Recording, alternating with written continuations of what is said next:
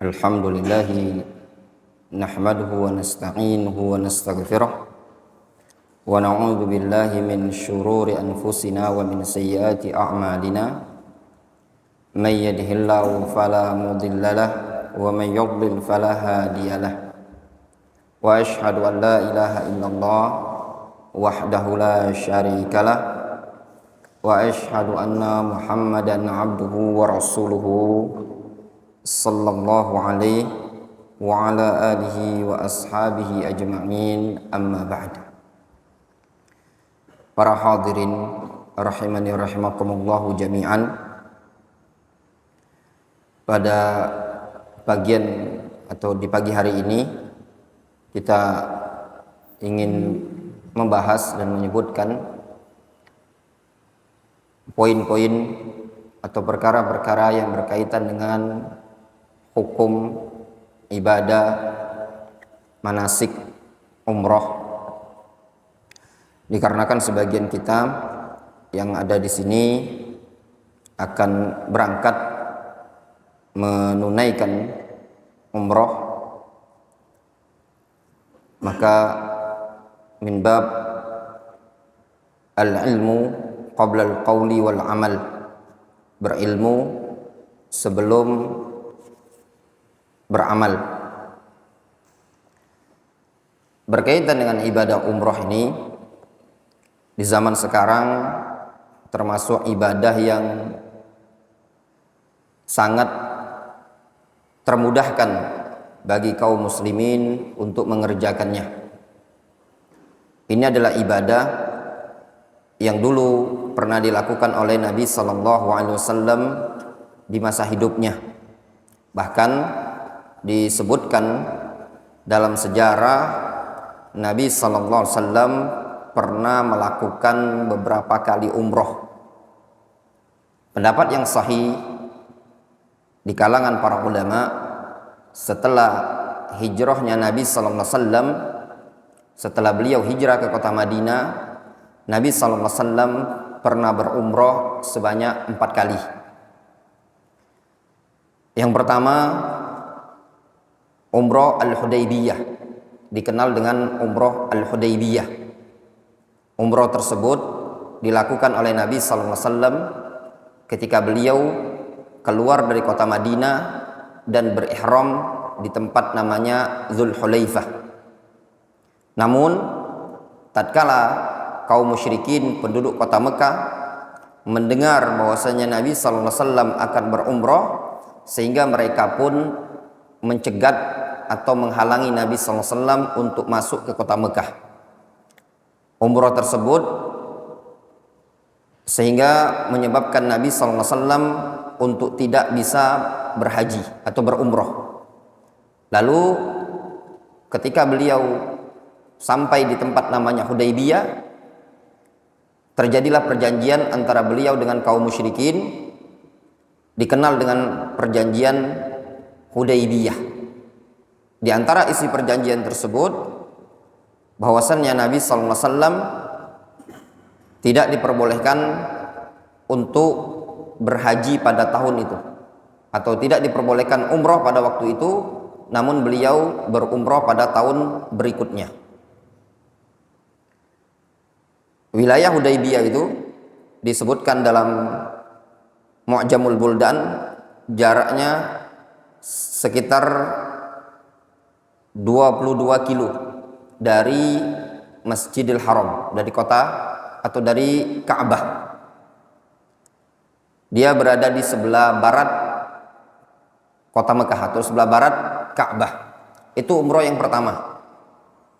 Kemudian umroh yang kedua dikenal dengan Umratul Qadha. Umratul Qadha ini terjadi pada tahun ke-7 Hijriah, tepatnya di bulan Dzulqa'dah. Pada tahun 7 Hijriah di bulan Dzulqa'dah.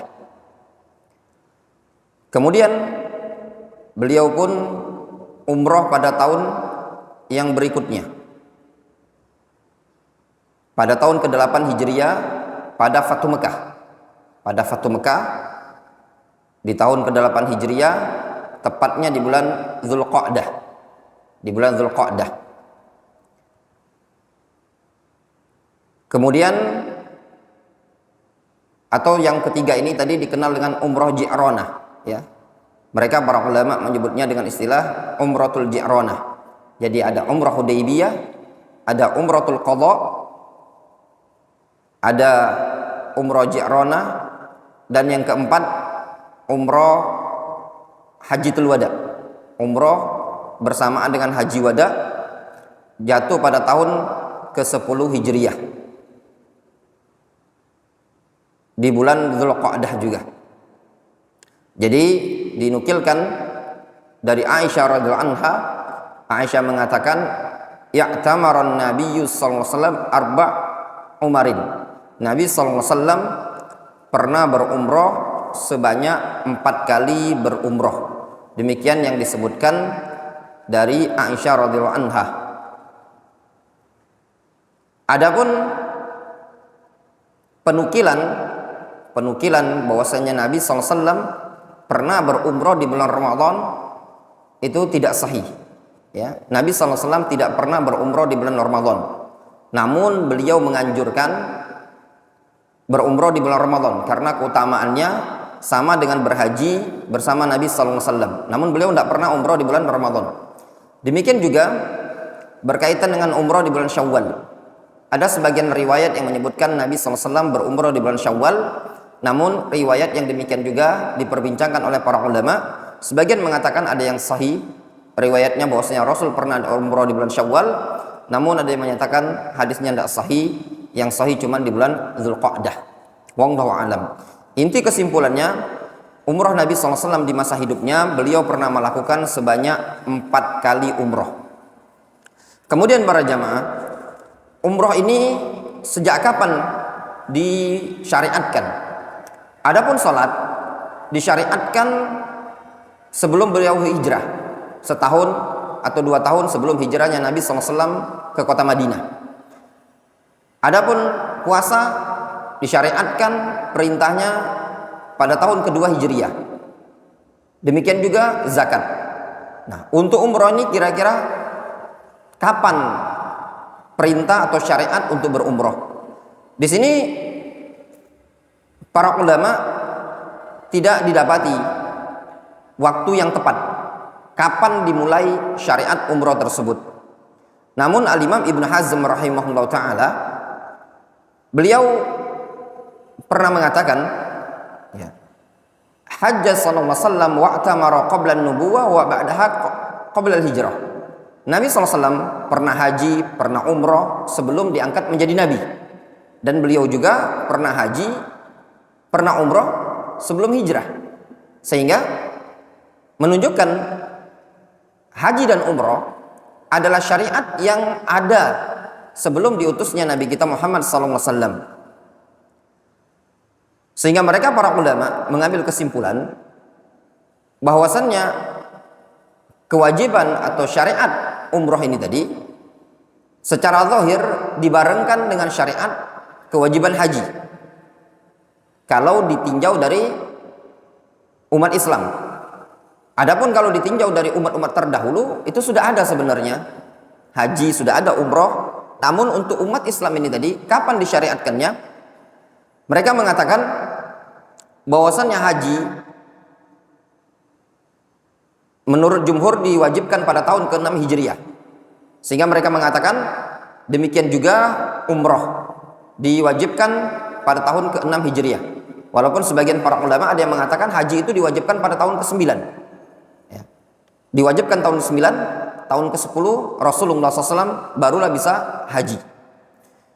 Al-muhim ya ikhwan, bahwasannya umrah tersebut adalah suatu syariat yang bagi umat Islam ini tadi diwajibkan bersamaan dengan haji. Kemudian berkaitan dengan umrah yang juga dibahas oleh para ulama, apa hukumnya umrah ini tadi? Nah, ini suatu pembahasan yang penting ya, yang masyhur di masyarakat kita. Umrah tersebut adalah sunnah. Namun dalam hal ini ada rincian atau ada kondisi.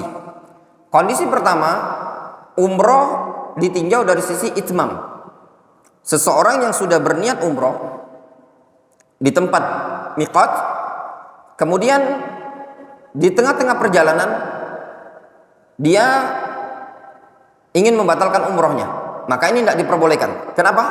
Ketika seseorang sudah berniat umroh, maka berkewajiban bagi dia untuk menyelesaikan umroh tersebut. Sehingga dengan kesepakatan para ulama, barang siapa yang sudah masuk ke niat umroh di tempat miqat, maka sepakat para ulama umroh tersebut adalah wajib. Itu kondisi yang pertama. Kondisi yang kedua berkaitan dengan umrotul ibtidah. Jadi ada dua macam. Yang pertama umrotul itmam. Itmam itu maknanya seseorang sudah berniat di tempat miqat. Misalkan di Madinah namanya Bir Ali atau Dzul Hulaifah. Dia sudah berniat di situ. Ketika sudah berniat, itu hukumnya wajib dia menyelesaikan umrohnya dengan kesepakatan para ulama. Itu ijma', tidak ada khilaf di kalangan para ulama. Istilahnya dalam bab fikih dikenal dengan istilah umratul i'timam atau umratul itmam, umratul itmam, penyempurnaan umroh. Yang terjadi khilaf di kalangan para ulama adalah berkaitan dengan umratul ibtidah, memulai umroh. Nah, di sini ada khilaf di kalangan para ulama. Fal khulasa, ada dua pendapat yang masyhur di kalangan para ulama. Pendapat pertama, umroh adalah hukumnya wajib, sama seperti haji. Cuman yang membedakannya adalah haji hukumnya rukun, sedangkan umroh hukumnya wajib, bukan rukun. Itu pendapat dikenal dari pendapatnya Umar bin Khattab, Abdullah bin Umar, Ali ibn Abi Thalib, Abdullah ibn Mas'ud, Abdullah ibn Abbas, Tawus bin Kaisan, Sa'id bin Musayyab, Atha bin Abi Rabah, Al-Hasan Al-Basri, Sufyan Ats-Tsauri, Al-Imam Al-Bukhari, dan ini juga merupakan pendapat dari mazhab Al-Imam Syafi'i. Pendapat dari mazhab Al-Imam Syafi'i, mereka mengatakan bahwasanya umroh adalah wajib. Demikian juga pendapat Al-Imam Ahmad. Sehingga mayoritas para ulama mereka mengatakan umroh hukumnya wajib.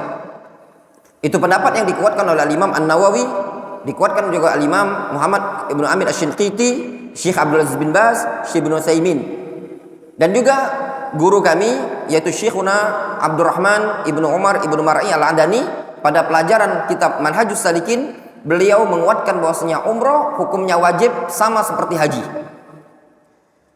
Dikatakan oleh Muhammad bin Sirin. Muhammad bin Sirin itu salah seorang ulama tabi'in. Beliau mengatakan, "Kanu la yakhtalifun annal umrah faridatun." Dulu para salaf tidak ada perbedaan bahwasanya umrah adalah wajib. Ini penukilan dari Muhammad bin Sirin. Muhammad bin Sirin mengatakan, dulu salaf tidak berbeda pendapat. Umrah hukumnya wajib. Li umumi qaulihi ta'ala, berdasarkan firman Allah Subhanahu wa taala, wa atimmul hajja wal umrata lillah. Sempurnakan haji dan umrah. Haji apa hukumnya haji? Tidak diragukan lagi. Haji hukumnya wajib. Ketika Allah Subhanahu wa taala menggandengkan dalam Al-Baqarah 196, digandengkan perintah untuk haji, digandengkan juga perintah untuk umrah. Kata Allah Azza wa Jalla, wa atimmul hajja, sempurnakan haji, wal umrah, sempurnakan umrah. Nah, kata para ulama, ketika digandengkan haji dan umrah dalam satu konteks perintah, menunjukkan umrah juga hukumnya wajib sebagaimana diwajibkannya haji. Itu alasannya. Dan juga ketika ada seseorang yang bapaknya tidak bisa haji dan anaknya ingin membadalkan, bapaknya tidak bisa haji, anaknya ingin membadalkan, Nabi SAW mengatakan kepada anaknya tadi, hujja an abik wa'tamir, berhajilah engkau atas nama bapakmu dan berumrohkanlah. Di sini Nabi SAW memerintahkan orang tersebut untuk menghajikan bapaknya dan mengumrohkan bapaknya. Sehingga diambil kesimpulan oleh para ulama, umroh juga hukumnya wajib. Serta dinukilkan dari Al-Imam Ahmad rahimahullah ta'ala, la a'lam hadithan ajwad min hadha wa la asahu fi wujubil umroh. Kata Imam Ahmad, aku tidak mengetahui ada hadis yang lebih bagus dibandingkan ini dan lebih sahih tentang kewajiban umroh dibandingkan hadis ini. Itu pendapat pertama. Ya, pendapat pertama, pendapat yang mengatakan bahwasanya umroh hukumnya wajib. Pendapat kedua, umroh hukumnya sunnah. Ya. Umroh hukumnya sunnah. Jadi yang mengatakan umroh wajib itu banyak. Seperti sahabat Abdullah bin Abbas. Abdullah bin Abbas mengatakan al-umratu wajibatun ka wujubil hajj. Umroh itu wajib sebagaimana wajibnya haji. Juga dinukilkan dari Abdullah bin Umar. Abdullah bin Umar pernah mengatakan laisa ahadun illa wa alaihi hajjatun wa umroh. Tidak ada seseorang melainkan dia juga wajib melaksanakan haji dan umroh. Sehingga dari asar-asar yang ada ini tadi, ini semua menunjukkan di kalangan salaf bahwasanya umroh adalah wajib sebagaimana haji. Cuman yang membedakannya kata mereka, haji adalah rukun Islam, umroh bukan rukun Islam. Difahami ya? Namun ingat, ini ketentuannya bagi yang mampu. Yang kedua, umroh hukumnya sunnah. Umroh hukumnya sunnah. Itu pendapat yang kedua. Pendapat kedua ini merupakan pendapatnya Imam Malik. Pendapat Imam Malik dan juga pendapat Daud Al-Zahiri serta pendapat yang dipilih oleh Syekhul Islam Ibnu Taimiyah dan juga Al-Imam Ibnu Qayyim rahimahullah taala. Adapun dari negeri Yaman seperti Al-Imam Asy-Syaukani dan juga Al-Imam As-Sun'ani, mereka mengatakan umroh bukanlah wajib, namun sunnah. Bagi yang mampu sunnah. Al-muhim ya ikhwan, para jamaah, terlepas dari permasalahan wajib dan sunnah, memang terjadi ada khilaf di kalangan para ulama. Bagi yang mampu ya untuk ibadah umroh dan memiliki kecukupan untuk ekonomi, maka hendaklah dia bersegera untuk beribadah. Kenapa? Ibadah umroh ini suatu ibadah yang kita itu pada hakikatnya berdagang dengan Allah Subhanahu wa taala. Man yuqridullaha qardan hasanan.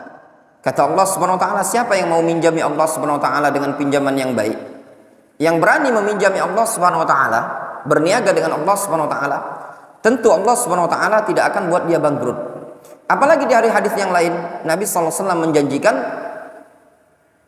tabi'u bainal haji wal umrah fa innahuma yanfiyani al-faqr kama yanfi al-kir khubthal hadid. Kata Nabi sallallahu alaihi wasallam, gandengkan antara haji dan umrah, karena keduanya yaitu haji dan umrah bisa menghilangkan kefakiran sebagaimana api bisa menghilangkan karat yang ada pada besi tersebut. Dan belum ditemui dalam sejarah orang-orang yang miskin dikarenakan ibadah kepada Allah Subhanahu wa taala. Contoh misalkan orang yang berkorban membeli kambing 3 juta. Dia untuk berkorban. Kita dapatikah dia miskin dengan beribadah tadi? Tidak didapati. Orang yang berhaji, orang yang umroh, seluruh ibadah yang berkaitan dengan harta pasti Allah Subhanahu wa taala akan menggantinya. Lihat bukti kebesaran Allah Subhanahu wa taala. Mereka-mereka yang menginfakkan hartanya, mengeluarkan hartanya untuk umroh atau haji, ternyata setelah hal tersebut mereka dimudahkan oleh Allah Subhanahu wa taala untuk rezekinya juga. Juga di antara dalil argumentasi yang menunjukkan bahwasanya haji atau umroh adalah wajib adalah hadis yang dikatakan oleh para ulama ketika ada seorang wanita bertanya kepada Nabi sallallahu alaihi wasallam, "Ya Rasulullah, hal 'alan nisa'i jihadun?" Ya Rasulullah, apakah bagi kaum wanita ada jihad? Kata Nabi sallallahu alaihi wasallam, "Na'am. Jihaduhunna la qitala fi." Jihad di kalangan kaum wanita itu tidak ada perperangan, tidak ada pertumpahan darah. Apa jihadnya kaum wanita? Kata Nabi SAW, jihadnya kaum wanita al-hajj wal umroh, haji dan umroh. Sehingga haji dan umroh merupakan jihad bagi kaum wanita. Kaum wanita tidak dibebani berjihad memerangi orang-orang kufar. Namun kaum wanita dibebani jihad untuk berhaji. Lihat jihad, amalan terbesar dalam Islam. Kalau kita perhatikan, dalam Islam ada amalan-amalan besar.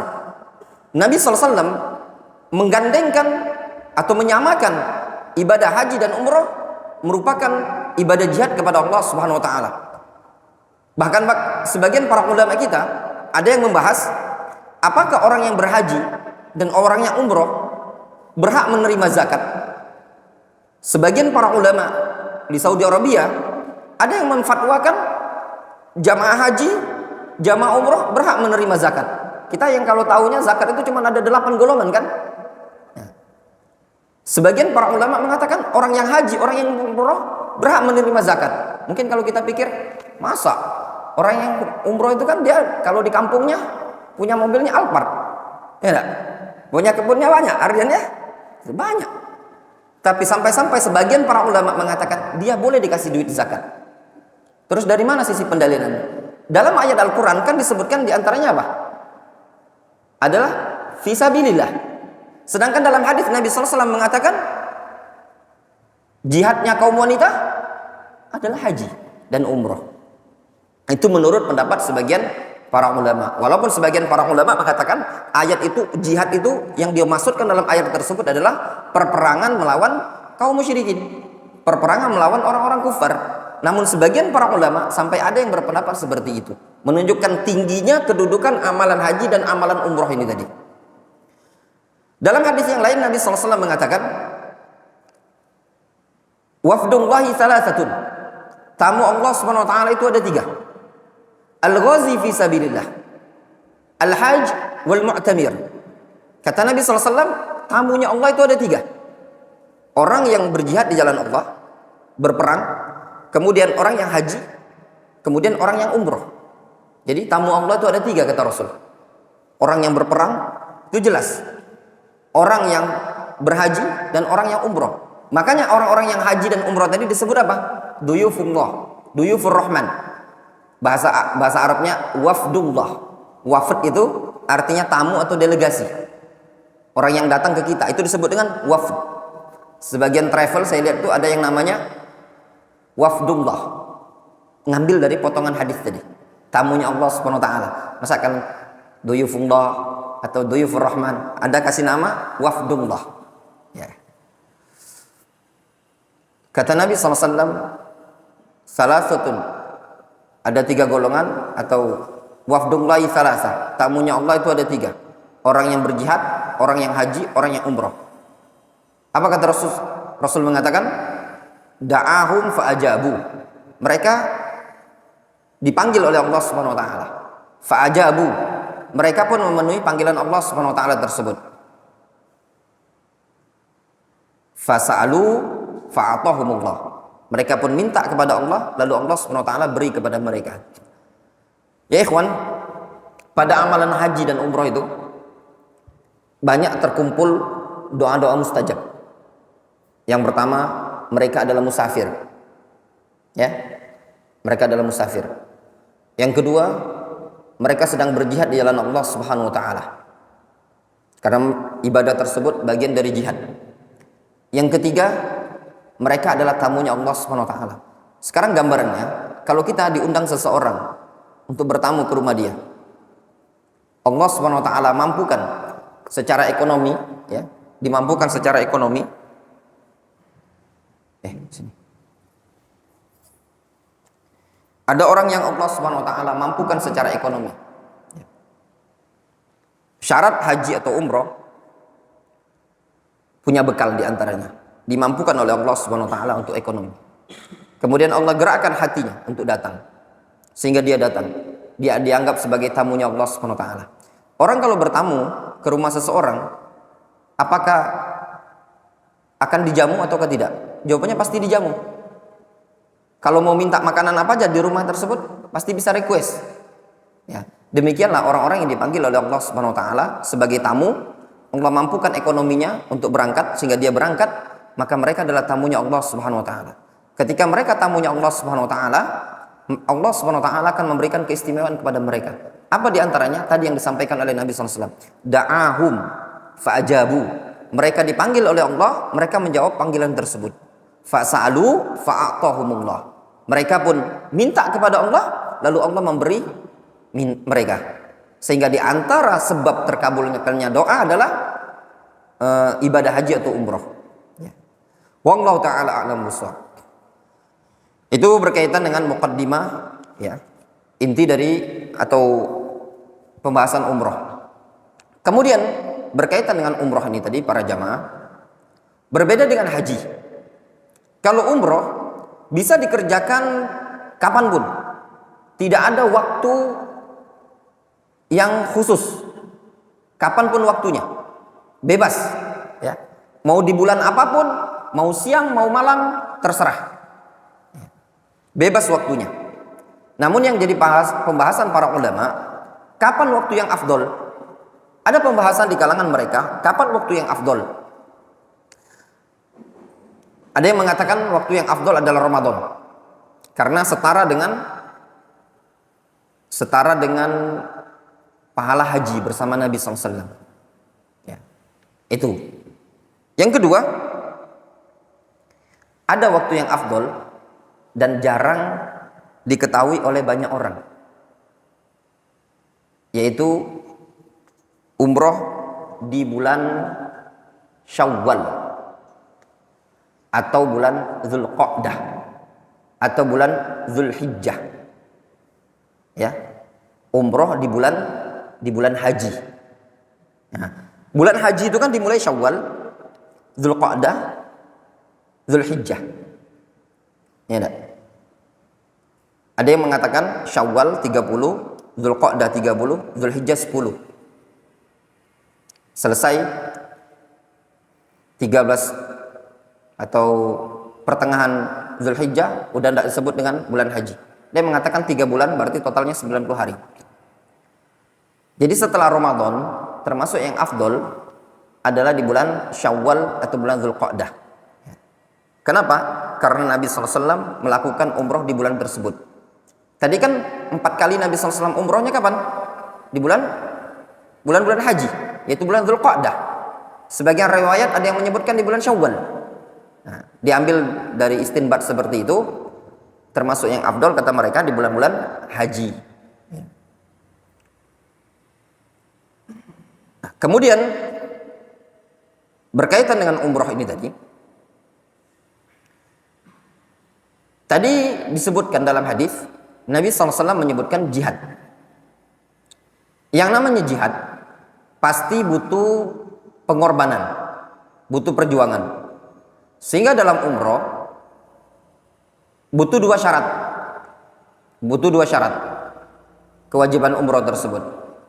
Yang pertama al-istita'ah. Istita'ah, kemampuan pada orang tersebut. Itu disebut dengan istita'ah. Dia punya kemampuan untuk melakukan perjalanan. Yang kedua, zadus safar, bekal melakukan perjalanan. Ya. Ini semua diambil berdasarkan firman Allah Subhanahu wa taala, "Walillahi 'alan nasi hajjul baiti man istata'a ilaihi sabila." Kewajiban bagi umat manusia untuk ibadah haji bagi orang yang mampu melakukan perjalanan. Man istata'a ilaihi sabila, bagi yang mampu melakukan perjalanan, kata para ulama mencakup dua kondisi. Dari sisi mampu fisik kesehatan, yang kedua mampu dari sisi ekonomi perjalanan. Karena pesawat tidak ada yang gratis. Ya. Hotel belum ada hotel gratis. Tonton ketemu hotel gratis belum ada ya. Jangankan hotel gratis, narok koper, ya. Koper itu bayar 10 real. Di tukang cukur di bawah hotel Zamzam Tower itu, nah, bawah sofa. Itu cuma narok koper. Di Saudi Arabia itu tidak ada yang gratis-gratis. Antum kalau yang di Indonesia ini kalau nitip barang ya semuanya gratis. Kalau di sana semuanya sudah diduitkan. Ya. Mungkin kalau dulu orang Arab memang iya gratis, tapi sekarang orang Arabnya berubah dia. Udah sistem bayar-bayaran. Kalau zaman Nabi mungkin iya, makanya diagungkan ya orang-orang yang suka ngasih makan di zaman dahulu karena memang gratisan di zaman jahiliyah. Sekarang duit dia. Mana ada orang mau sedekah, udah antum tinggallah di hotel kami 10 hari, 9 hari gratis, belum ditemui. Kalau ada kabarin ke ana. Insya Allah kita mau numpang gratis. Dan belum ada. Ya. Jangankan yang seperti itu. Bus pun yang katanya ada bus gratis dari dari Jeddah ke Mekah atau ke Madinah atau bus gratis itu tidak ada yang gratis. Ya, itu juga ditagihkan nanti ke muassasah. Kalau air minum gratis masih banyak. Ya, banyak yang ngasih gratis. Makanan gratis masih banyak juga. Tapi kalau Hotel gratis sama kendaraan gratis itu belum ada, ya. Masih bayar. Nah, karena perlu bekal dan juga kesehatan, itu 2 syarat. Juga dibahas oleh para ulama, apakah boleh? Nah, ini tadi, apakah boleh kita ngutang ya, tapi untuk umroh atau haji? Nah, pinjam dulu duit, antum ada duit enggak? 30 juta, anak pinjam dulu, anak mau berangkat umroh. Antum ada duit enggak? 500 juta, anak mau haji dulu, haji furodah. Anak pinjam dulu. Pinjam itu tadi. Boleh apa tidak? Tadi kan syaratnya kan mampu. Kalau dikatakan boleh, maka boleh. Boleh dengan ketentuan orang tersebut ada kemampuan yang menurut perkiraan dia bisa melunasi. Contoh misalkan umroh 30 juta. Mungkin kalau dia cicil ini sebenarnya 6 bulan selesai. Atau mungkin gajian bulan depan dia bayar. Atau 3 bulan kemudian dia bayar. Nah, secara hukum ini diperbolehkan. Dulu Syekhuna Syekh Abdurrahman Al-Adani rahimahullah ta'ala pernah beliau menyampaikan, man akhadha amwalan nas yuridu ada'aha addallahu anhu. Siapa yang ngutang dari orang lain dan dia punya tekad untuk melunasinya, maka Allah akan permudah melunasinya. Itu diambil dari potongan hadis. Ya. Siapa yang ngutang untuk ibadah, ya, memang murni dia pengen umroh, pengen berkorban, atau pengen apapun dari jenis-jenis ibadah, dia pengen ngutang tapi untuk ibadah. Ini utang yang paling bagus, ya. Insya Allah Allah akan permudahkan dengan cepat pelunasannya. Jadi kalau seandainya mau ngutang umroh, silakan, jangan takut-takut. Dengan tekad bulat, insya Allah Allah akan permudah. Anak pertama kali umroh itu ngutang sama emak, ya enggak? Kalau enggak salah 2 bulan lunas. Itu tadi. Dulu ada Ustadz Iing Solihin itu yang di Saku itu, nawai umroh bayar tiket sebelum pandemi tahun 2018. Dulu di Yaman enggak sempat umroh, ya. Padahal umroh murah, haji murah. Di zaman anak dulu haji cuma 15 juta bisa haji. Cuma dulu ya namanya penuntut ilmu ya.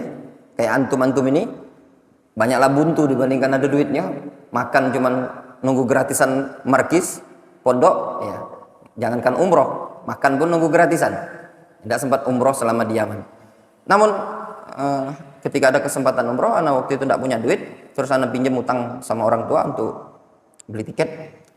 Ya itu lagi keutamaan ilmu. Ya, untuk antum yang belajar ini jangan sungkan belajar. Waktu itu Ustadz Iing Solihin itu Masya Allah ya, baiklah beliau bilang, antum pengen umroh? Kata anak belum pernah umroh. Kalau antum galak umroh, antum ganti umroh waktu itu masih pasaran 20-21 antum bayar aja 10 juta. Sudahlah, yang lainnya anak yang tanggung. Katanya kan ganti tiket. Karena ada ilmu kan tadi kan, dia bilang gini, nanti antum bantulah tuntuni jamaah. Nah itu tadi, makanya antum kalau punya modal ilmu tuh paling tidak masih dimanfaatkan orang gitu loh ya. Ini ilmu lada kati, duit lada kati, miskin dunia akhirat. Nah sering anak ngomong sama antum sebagai santri, kalaupun antum tidak punya modal, ya tidak punya modal, paling tidak antum punya ilmu. Dengan ilmu tadi antum mungkin dicari bos travel ya Rangga ya. Nah, Ustadz, lo banyak Ustadz sekarang yang umroh cuma modal gratisan, ya tak? Banyak. Dalam artian karena ilmunya tadi, dia bisa nuntun jamaah, dia ngerti di bandara, dia punya pengalaman segala macam, udah digratisin dikasih duit saku pula. Ini duit ilmu lada kati, duit nak umroh lada kati, nah itu susah, ya. Paling tidak kita hidup di dunia ini ada bekal, ada ilmu. Makanya anak sering nyampaikan kepada antum semua santri, belajar terus. Kita tidak tahu kapan kita butuh dengan ilmu tadi. Ilmu itu pasti dibutuhkan, tapi kita tidak tahu kapan dibutuhkan. Kemudian ya ikhwan, Tadi dalam hadis disebutkan umroh itu adalah jihad. Nah, ini titik berat yang ana ingin sampaikan kepada antum semua. Sebagian orang ketika umroh, yang tergambar sama dia umroh itu ibarat rekreasi. Tahu rekreasi? Senang-senang, santai-santai. Ya, kayak kalau orang di pantai itu ya, ada menikmati matahari terbit, ya, sambil nguling di pantai, indah. Umroh tidak seperti itu, haji tidak seperti itu. Tadi kan Rasul bilang apa? Jihad. Yang namanya jihad tuh, ada jihad itu lemak. Jihad itu pengorbanan. Kadang kita salah sedikit, itu kepala lepas. Ya enggak? Kalau antum tidak pandai memainkan pedang, itu kepalanya antum di bawah. Kadang antum luka, kadang antum tertusuk, kena panah, kena tombak. Rasul menyebut umroh, haji, jihad. Sebenarnya kita fahami saja, Rasul mengatakan umroh dan haji itu jihad. Yang namanya haji, umroh itu jihad, berarti di situ ada mujahadah, ada pengorbanan, ada perjuangan.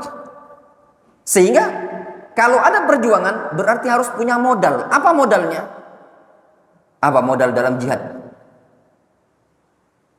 Sabar. Itu modal dalam berjihad. Sabar bertemu musuh, sabar bertempur. Itu modal utama dalam jihad. Nah, ini poin yang kadang tidak banyak diketahui oleh jamaah umroh. Tidak banyak diketahui oleh para travel. Travel umroh harus wajib menyampaikan kepada para jamaahnya bahwasannya haji itu adalah mujahadah, pengorbanan. Jangan tanya fasilitas. Nah, ada. Tidur aja di rumah.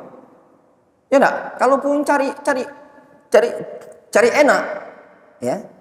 Kalau pajak umroh tuh sambil di kasur, selimutan, nah sambil tawaf itu, enggak repot lagi.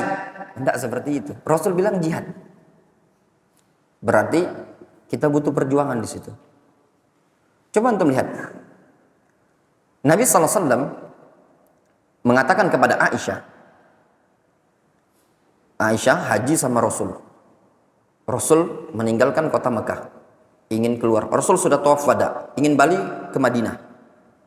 Aisyah belum kelar haidnya. Kata Nabi SAW, Fa'idah taharti, kalau engkau suci, fakhruji ila tan'im, keluar engkau ke Tan'im. Ya. Kemudian lakukan tawaf, sa'i selesai. Ya. Nanti kalau udah selesai, temui kami di tempat ini dan ini.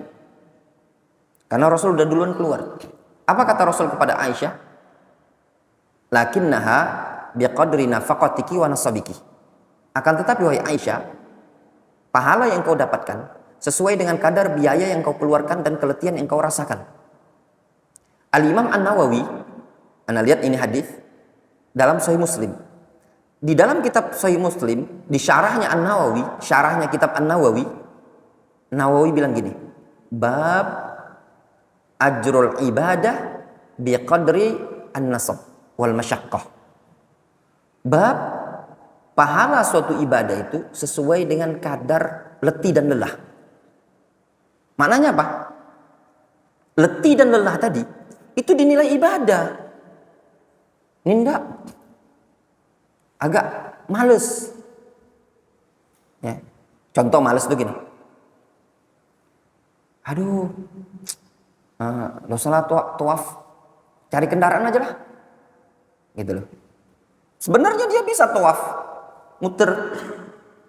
Kalau bisa jadi kendaraan, tawafnya pakai kendaraan, sa'inya pakai kendaraan. Boleh, jawabannya boleh. Tapi pahala yang dia dapatkan sesuai dengan keletihan. Jelas ya? Dan dengan biaya yang dia keluarkan tadi. Ini orang enggak, kadang ibadah umrohnya hitung-hitungan. Hitungnya. Masa ibadah dengan Allah SWT hitung-hitungan. Dimulai dari, jangankan dari udah biaya di sana ya. Dimulai dari biaya kita sudah DP. Kalau dia, dari beli tiket, dihitung dari tiket Palembang, bahkan bensin dari rumah itu nah.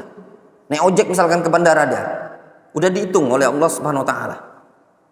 Kita itu dari rumah ke masjid jarak paling 10 meter, langkahnya dihitungkan oleh Allah Subhanahu wa taala sebagai pahala. Antum hitung kan naik motor ya ke bandara itu. Terus terbang antum biayanya, naik pesawat ke Saudi Arabia. Semuanya dihitung oleh Allah Subhanahu wa taala. Jangan antum mengira Allah Subhanahu wa taala enggak ngitung. Jangan antum hitung, habis 30 juta ini kalau udah beli emas kali 8 juta sekian suku. Ya enggak? Nah, itu hitung-hitungan dunia. Hitung-hitungan dengan Allah Subhanahu wa taala. Allah mengatakan, "Innama yuwaffas sabiruna ajrahum bighairi hisab." Allah akan membayar pahala orang-orang yang sabar itu tanpa ada batasan. Makanya orang yang haji atau umroh, keutamaannya apa? Kalau pulang dan hajinya mabrur, umrohnya mabrur, akan diampuni dosanya kayaumin waladathu ummu. Seperti hari yang dia dilahirkan emaknya, tanpa ada dosa sama sekali. Kenapa? Karena dia butuh kesabaran. Nah, ini modal yang harus antum tanamkan semua ketika ingin umroh atau haji. Yang lebih sabar lagi haji. Ketika umroh butuh sabar. Dari mana saja sabarnya? Nanti kita sebutkan. Ya. Kesabaran umroh itu pertama dari terbang. Ya ikhwan, para jamaah. Kita umroh itu bukan satu orang. Bukan 2 orang. Tapi kadang satu grup dengan berbagai macam karakter. Ini orang Sekayu, ini orang Komering, ini wong Palembang, ini wong Solo, ini wong Minang. Karakter sesama kita itu saja belum tentu klop. Yang ini ingin bercanda, yang ini ingin serius. Butuh sabar apa enggak? Sabar. Udah mau jalan, tahu-tahu ada yang ke toilet. Udah mau masuk imigrasi, siko. Mana bapak tadi siko tadi? Toilet Ustaz. Tadi tak boleh nak kencing. Nunggu. Ya tak? Antum kira jadi Ustaz pembimbing itu tidak kesal? Ada juga kesal. Cuman tadi. Anak pernah diomongi jamaah gini. Tadi kan Ustaz lah ngomong sabar Ustaz. Di hotel tidak perlu nak kencing-kencing. Tak kencing, tak nak wudhu. Lah nak masuk Masjidil Haram itu. Tepatnya di WC 3 waktu itu, ibu-ibu. Ustaz, aku kencing dulu Ustaz Nah, kemarin tak dulu nak kencing tadi nih, nak kencing. Nunggu lama dan ibu itu ngilang. Lana setengah jam. Tahu-tahu muncul. Ya. Nah, terus pinter dia. Karena sebelum berangkat itu manasik, Lana sampaikan modal kita ini sabar. Dia bilang, tadi kan Ustaz lah ngomong sabar, jadi sabar Ustaz katanya. Nah, aja kekeno gitu. Ini belum masuk Masjidil Haram. Pas nak tawaf, hilang dulu. Kemana bapak? Nah, dia omongi, Pak, sholatnya kaget deket-deket ini lah, dosa jauh-jauh. Ngilang. Cari-carian dulu. Nah, jadi pakai transmitter yang earphone itu. Halo Pak, di mana Pak? Kami di sini Pak. Dia udah baca jawab. Dia cuma baca dengar tapi udah baca jawab. Mungkin kalau travel tuh bagusnya pakai hati. Iya enggak? Jadi kalau ada jamaah hilang tuh bisa kontak-kontakannya tadi. Di mana antum? Di sini Ustaz, itu tadi kan. Nah, akhirnya butuh sabar. Ustaz bisa sabar, jamaah yang lain. Tinggal ke bayi Ustaz. Jangan ditinggalkan, dia bayar. Dituntutnya gitu kan. Itu lagi butuh sabar enggak? Butuh sabar. Ah, itu apa namanya? Yang kita baru seperti itu. Dengan berbagai macam. Ngantri makan. Lagi ngantri. Tahu-tahu ada yang nyerobot. Ya, nenek nyerobot. Sudah, butuh sabar kan? Butuh sabar. Dan seluruh aktivitas butuh sabar. Cuman kan dah lama. Paling 9 hari, 10 hari, 12 hari, 13 hari. Rata-rata umroh masih di bawah setengah bulan. Masa kita tidak sabar? Ya. Rasul itu jalan kaki dari Madinah ke Mekah itu 8 hari. Baru jalan, belum tawaf. Ya enggak? Belum tawaf, belum sa'i, baru jalan. Balik lagi. Seminggu lagi. Mekah Madinah seminggu. Balik lagi seminggu. Setengah bulan. Kita setengah bulan udah plus ibadah. Belum lagi Rasul tinggal di situ. Rasul tidak lama, beliau tinggal di Mekah itu musim haji sekitar 20 hari. Ya, Ibnu Abbas mengatakan 20 hari Rasul tinggal di kota Mekah. Di Mekahnya gitu loh. 20 hari. Perjalanan sekitar makan sebulan lah waktu itu. Perjalanan dari kota Madinah. Nah ini penting ana ingatkan kepada antum semua, ketika umroh butuh sabar. Ya. Kadang belumlah kita ngalami, kadang butuh sabar. Ya. Kayak ini nah, rencana keberangkatan tanggal 27. Semua santri itu sudah di drop, sudah ngumpul di penginapan di Jakarta sejak besok. Kecuali yang Darul Hadis. Yang Darul Hadis ini, yang 2 dari Jambi, datangnya hari Rabu. Nasihin berangkatnya hari Rabu. Ketemuan di bandara. Yang dari Jambi ngabarin, ustadznya sama dia. Ustadznya ngabarin, Ustadz, insya Allah kami berangkat di sini jam 1, nyampe Jakarta jam 2. Nih, jam 2. Pesawat Super Airjet. Belum apa-apa lagi telah dituntut sabar. Tidak. Pesawat terbang jam 7 malam. Super Airjet pula dari Jambi ini tadi. Kamu Super Airjet ini tadi macet. Selamat jalan. Itu tadi. Delay gawat. Loka ini tadi. Nungguin mereka sampai jam 3, jam 4. Landing Super Airjet tuh landingnya di mana? Terminal 1 Kak. Sedangkan Saudi Arabia tuh terminal 3. Paling tidak lah setengah jam juga nungguin kereta itu tadi kan. Butuh sabar. Belum lah terbang nih. Tak butuh sabar. Nah. Belum lagi semalam ada dapat chattingan. Kawan-kawan yang nak ke Yaman ini. Ada yang ngabarin. Ustadz, tolong. Ini ada barang-barang yang perlu dibawa ke Yaman kan. Ini dan ini dan itu. Nah, jingok. Ini kalau di mobil kan. Kalau langsung semobil pick up barang yang alang bawa nak pindah nak tuh mondok ini tadi kan. Aku butuh kesabaran. Cuman ya cak mana ya namanya kehidupan itu butuh sabar. Ini tadi. Nah penting masalah umroh ini anak ingatkan tadi butuh sabar. Ini modal utama. Anak ingatkan tolong ya tahan dulu untuk nak ngoceh-ngoceh, untuk nak marah-marah. Karena memang butuh sabar. Kemudian di sini ikhwan masuk kepada inti ibadah umroh berkaitan dengan umrah ini tadi sebatas ilmu yang ana miliki dan ana pelajari. Di pembahasan umrah ini seluruhnya amalan badan, bukan amalan lisan, bukan atau yang lebih tepat rata-rata amalan badan. Ya, rata-rata. Maksudnya apa? Kewajiban dia itu berlaku pada amalan badan, bukan pada amalan lisan. Sebatas ilmu yang ana miliki, seluruh bacaan-bacaan umroh semuanya tidak ada yang wajib. Rata-rata, ya, rata-rata semuanya sunnah. Adapun gerakan-gerakan, aktivitas itu ada yang wajib. Penting kita memahami seperti ini. Kalau kita perhatikan itu hikmahnya Islam. Beda dengan sholat. Sholat itu amalan gerakan, perbuatan dan amalan lisan. Berdiri wajib kan? Wajib. Tolong ambilin kursi Bapak yang agak yang lebih bagus. Ada kursi kita. Yang kursi agak besar itu ya. Berkaitan dengan umroh ini tadi ya ikhwan, tadi ana bilang banyaknya amalannya tadi amalan gerakan, bukan lisan. Berbeda dengan sholat, itu kemudahan dari Allah Subhanahu wa taala. Coba kalau seandainya kasih adiat lah Bapak, mungkin kursinya lebih besar. Nah. Duduk situ, Pak. Lebih lemak. Suruh duduk.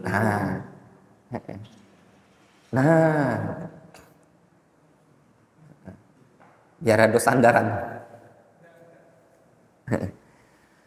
Jadi ini kemudahan nih ikhwan. Ngapa kemudahan?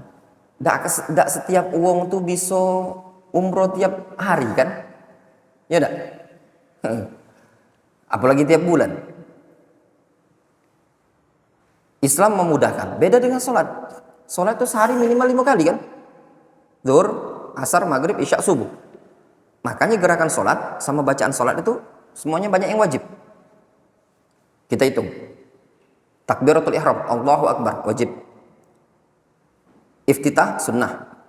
Al-Fatihah wajib. Bacaan surat pendek atau surat-surat setelah Al-Fatihah sunnah. Takbir intiqal, Allahu akbar lagi wajib. Subhana rabbil azim wajib. Sami Allahu liman hamidah, Rabbana walakal hamdu wajib. Subhana rabbil a'la wajib. Rabbighfirli wajib. Wajib semua. Rata-rata wajib.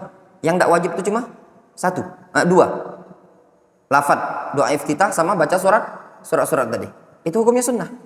Rata-rata semuanya wajib. Kenapa? Karena sholat itu berulang. Sedangkan umroh tidak berulang. Cobalah kalau dia umroh wajib. Pening kepala juga yang umroh tuh. Sudah wajib kalau aja ini. Seminggu itu namanya mondok dia gawinya. Pening kepala dia. Ya. Makanya anak heran juga. Sebagian travel itu.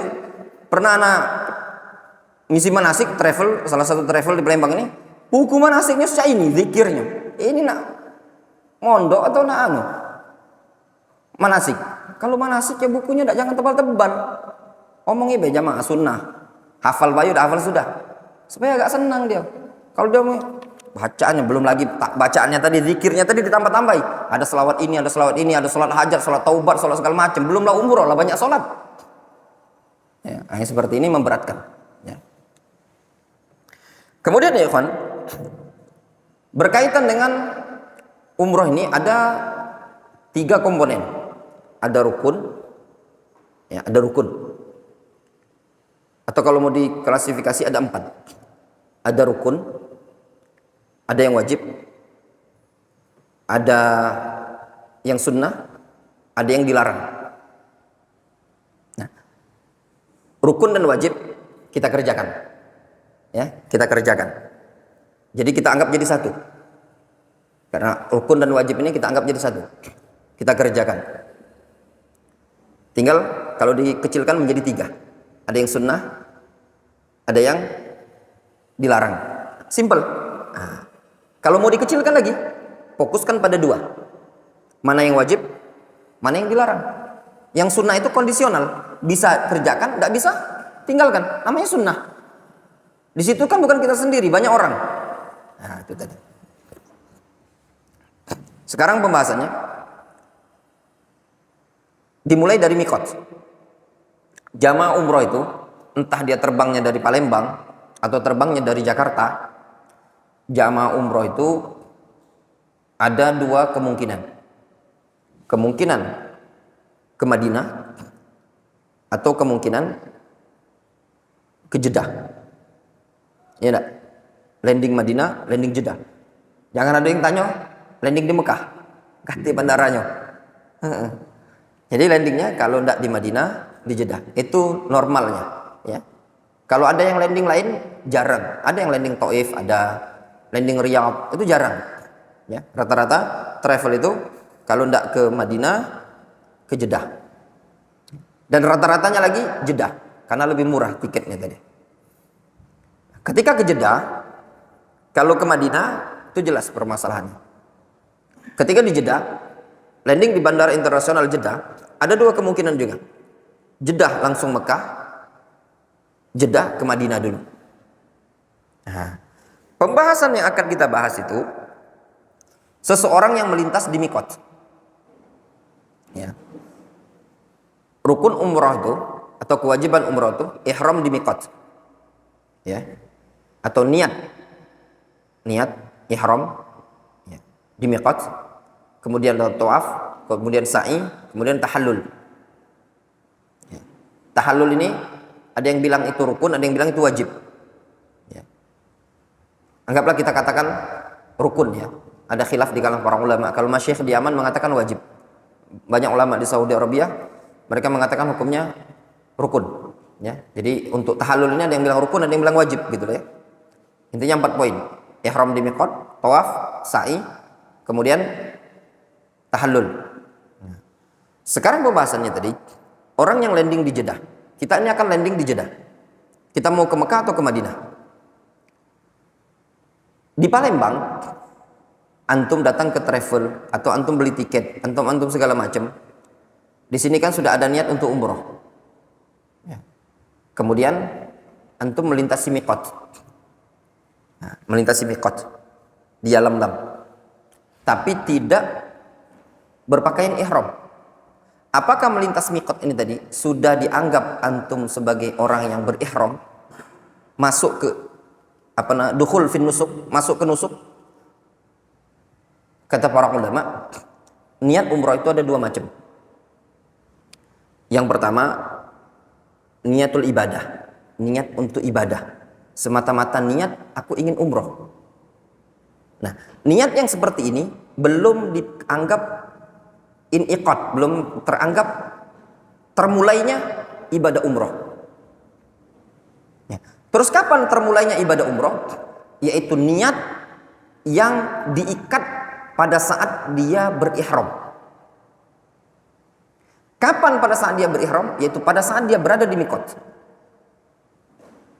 Nah, dari sini perlu saya luruskan sebagian ustadz, dan dia bilang gini, sampai kemarin itu ada yang tanya, karena dia dengar dari salah seorang ustadz, katanya, ketika melintas di miqat, saya niatkan saja ustadz untuk berniat untuk ihram. Tujuannya, walaupun tujuan ke Madinah, tujuan ke Madinah, supaya karena kan kita melintas miqat, niat cak mana pula ibu ini tadi, kan tujuannya tadi kan ke Madinah, bukan mau ke Mekah. Nah, katanya kan kalau melintas miqat itu kata ustadz harus berniat. Nah, itu mungkin dia salah paham atau ngantuk. Ya, kalaupun benar mungkin ustadznya salah paham atau dia yang salah paham. Maksudnya gini, ketika kita ada niatan umroh, ya, menuju Masjidil Haram dari suatu negeri menuju Masjidil Haram, maka tatkala tempat yang kita lihat lewat ini tadi adalah tempat miqat, maka kita wajib berniat. Difahami? Nah, namun bagi orang yang tujuannya bukan ke Masjidil Haram, tapi tujuan utamanya mungkin ke kota Madinah, maka tatkala dia melintasi tempat miqat, tidak diwajibkan atau tidak disyaratkan harus berniat. Difahami? Kenapa? Karena tujuannya itu tadi adalah bukan Masjidil Haram. Difahami? Tujuannya kota Madinah. Faham antum sampai di sini? Ya, Ardian jelas ya? Ya, ini jadi perbincangan sebagian orang, kok berniat? Kan simpel tanyanya, antum mau kemana? Tanya sama ustadz, ustadz kita ini mau kemana? Ke Mekah, ke Madinah? Jawab ustadznya, Madinah. Ya sudah ke Madinah. Ya. Berarti niatnya adalah kota Madinah, bukan kota Mekah. Tapi kan saya setor ke travel, niatnya untuk umroh. Nah, niat yang seperti itu tadi belum teranggap. Sekarang pertanyaannya, antum berangkat dari rumah, Kak Didi berangkat dari rumah menuju masjid ini pada waktu maghrib. Sudah berniat untuk sholat? Sudah ada niat. Tapi teranggap enggak niat itu tadi? Belum. Teranggapnya kapan? Ketika niat untuk bertakbir. Ya enggak? Itulah teranggapnya tadi. Sama. Niat yang teranggap mengikat suatu ibadah adalah niat pada saat di tempat miqat. Difahami? Nah, orang berangkat dari Indonesia menuju kota Madinah, itu baru niat, namanya niat untuk suatu amalan. Bukan niat untuk mengikat suatu amalan. Difahami? Ya. Nah, sekarang kita pembahasan ke kota Madinah. Seseorang berangkat ke kota Madinah dari Indonesia, landing di Jeddah. Dia harus paham dan tahu apa sih tujuannya kota Madinah. Nah, sebagian orang itu tidak paham niatnya ke kota Madinah. Nah, di situ dia harus paham tujuan saya ke kota Madinah untuk melakukan beberapa ibadah. Apa ibadahnya? Yang pertama, ada beberapa ibadah yang tujuannya untuk dikerjakan di kota Madinah. Yang pertama, sholat di Masjid Nabawi. Nabi SAW menyebutkan keutamaannya berapa 1000 kali lipat dibandingkan masjid yang lain. Jadi tujuan ke kota Madinah, kenapa? Untuk sholat di Masjid Nabawi. Tujuan yang kedua, untuk menziarahi Ar-Raudhah Asy-Syarifah, untuk ibadah di Raudhah. Menurut sebagian para ulama, disunahkan taqassud ibadah di Raudhah, disunahkan bersengaja meniat ibadah di Raudhah. Yang ketiga, untuk menziarahi kuburan Baqi. Termasuk sunnah menziarahi kuburan Baqi. Tapi bukan niat utama kita kuburan Baqi. Niat utama kita apa? Masjid Nabawi. Menziarahi kota Madinah untuk ke Masjid Nabawi. Namun ada plus-plus ibadah di sana. Apa plusnya? Ziarah ke kuburan Baqi. Nabi SAW pernah menziarahi kuburan Baqi. Sebelum beliau wafat, beliau ziarah dulu ke kuburan Baqi. Tidak lama pulang dari kuburan, beliau sakit kepala. Ya. Kemudian tidak lama beliau sakit, kemudian meninggal. Ya. Beberapa hari sebelum wafatnya beliau pernah mengunjungi kuburan Baqi. Kemudian apalagi tujuan ke kota Madinah? Tujuan ke kota Madinah adalah untuk menziarahi kuburan Nabi SAW. Melintas dan mengucapkan salam. Jelas ya? Itu ada kuburan Rasul, Abu Bakar, Umar. Kemudian apalagi ke kota Madinah? Di antara tujuan ke kota Madinah adalah untuk ziarah ke Quba. Masjid Quba. Nabi SAW menyebutkan man tatahhara fi baitihi thumma ata masjid Quba fa shalla rak'atain falahu ajru umratin. Ya. Siapa yang berwudu di tempatnya dia kemudian mendatangi Masjid Quba lalu salat 2 rakaat, maka dia mendapatkan pahala seperti pahala haji. Atau pahala umroh, seperti pahala umroh. Belum berangkat umroh, baru wudu di hotel, kemudian berangkat ke Masjid Quba, kemudian salat 2 rakaat mendapatkan pahala seperti pahala umroh. Rasul SAW biasa jalan kadang hari Sabtu, kadang jalan kaki, kadang naik kendaraan, salat di Masjid Quba. Ini beberapa amalan yang tujuan ingin kita kerjakan di kota Madinah. Terus yang lain gimana Ustaz? Jalan-jalan ke kebun kurma, jalan-jalan ke Gunung Uhud, jalan-jalan ke Masjid Sab'ah Khandaq, jalan-jalan ke sana kemari. Itu cuma plus-plus, bukan inti ibadah. Difahami? Ya, jadi apa Anda sampaikan ini tadi? Jangan sampai poin yang disebutkan ini tadi ini lewat. Apa saja tadi?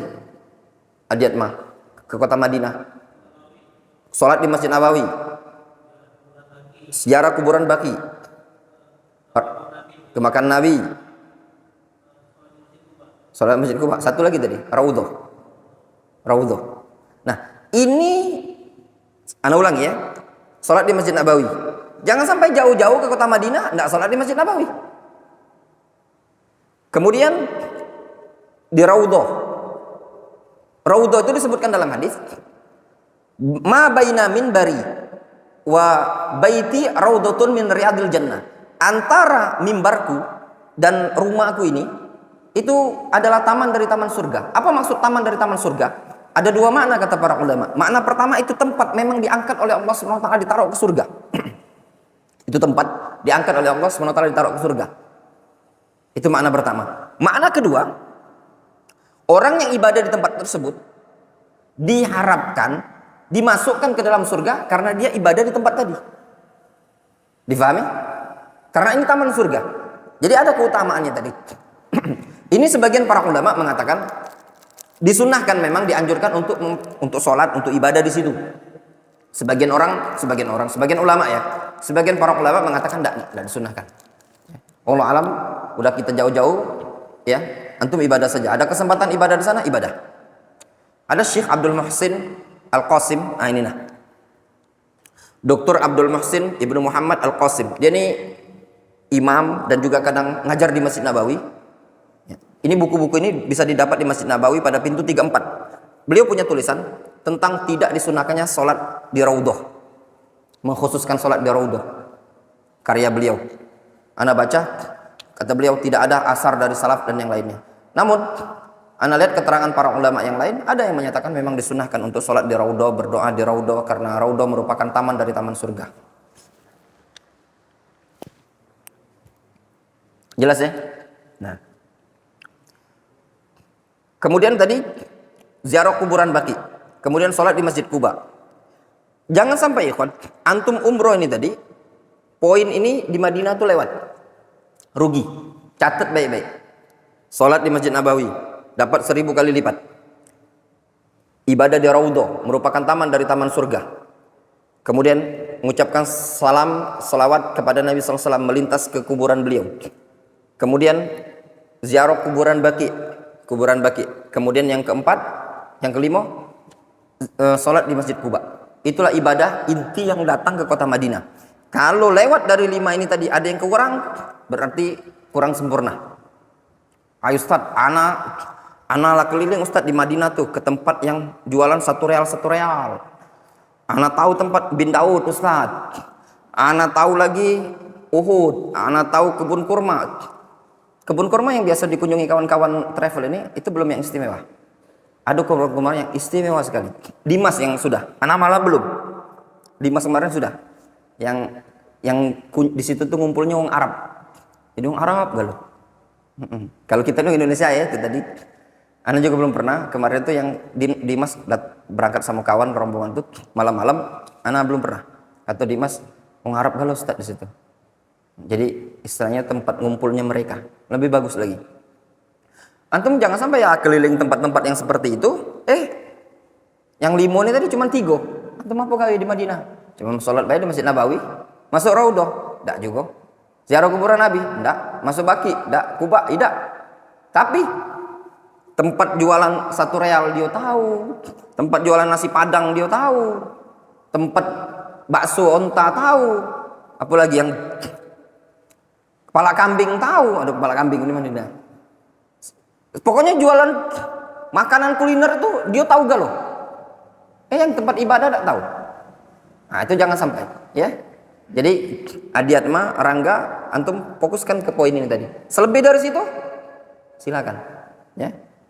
Waktu 3 hari kita di Madinah, tanggal 28, 29, 30, 1 kita sudah bertolak ke Mekah. Ya antum dahulukan yang 5 ini tadi ya. Nah kemudian kalau sudah selesai aktivitas di Madinah ya, kemudian kita akan bertolak ke kota Mekah menuju tempat mikot. Nah, jarak Masjid Nabawi, Nabi SAW mengatakan, wali ahlil Madinah Dzul Hulaifah. Untuk penduduk kota Madinah, mikotnya di tempat namanya Dzul Hulaifah. Nah, jarak Masjid Nabawi dengan Dzul Hulaifah sekarang disebut dengan Abyar Ali atau Bir Ali. Jaraknya sekitar 12 km. Nah, mimbabil faedah, Nabi SAW pernah mengqashar salat di Dzul Hulaifah. Jaraknya cuma 12 kilo. Pada saat beliau ingin ke kota Mekah.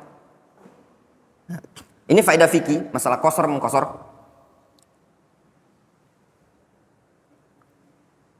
Apa? Antum mau apa? Mau ngapain? Oh ya. Di tempat yang namanya Dzul Hulaifah tadi ya, Nabi SAW pernah sholat qashar 2 rakaat. Ya, pernah sholat qashar 2 rakaat. Ini faedah penting sekali bagi antum. Ketika seorang musafir ada niat untuk keluar kota, jarak musafir. Contoh misalkan kita dari Palembang ingin ke Sekayu. Baru sampai KM 12 atau KM 13, KM 14, boleh tidak dikosor? Jawabannya boleh. Kenapa? Karena tujuan kita kota Sekayu yang jaraknya memang sudah jarak safar. Antum gak dayat, keluar dari kota Palembang, kemudian sampai Terminal Karajaya, antum berhenti, kemudian kosor sholat zuhur 2 rakaat, boleh atau tidak? Jawabannya boleh. Kenapa? Karena tujuan antum lahat.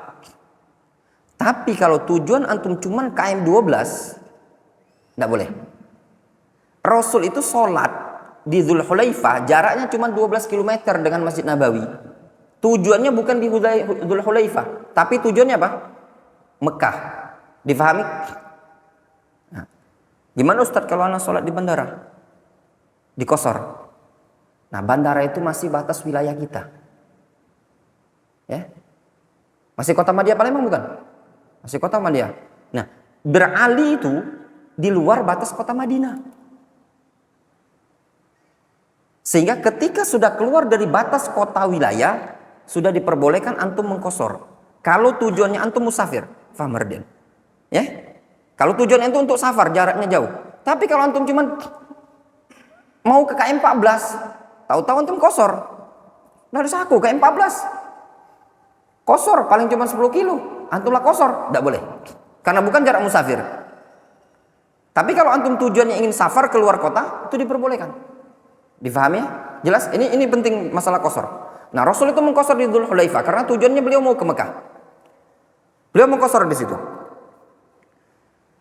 Rasul menyebutkan mikotnya penduduk Madinah di Dzul Hulaifah atau Bir Ali.